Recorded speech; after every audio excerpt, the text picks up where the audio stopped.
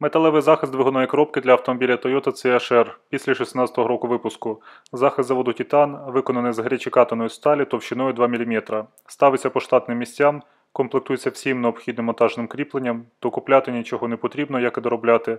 Захист має точне соответствие геометрії підрамника, не занижує кліренс під час експлуатації.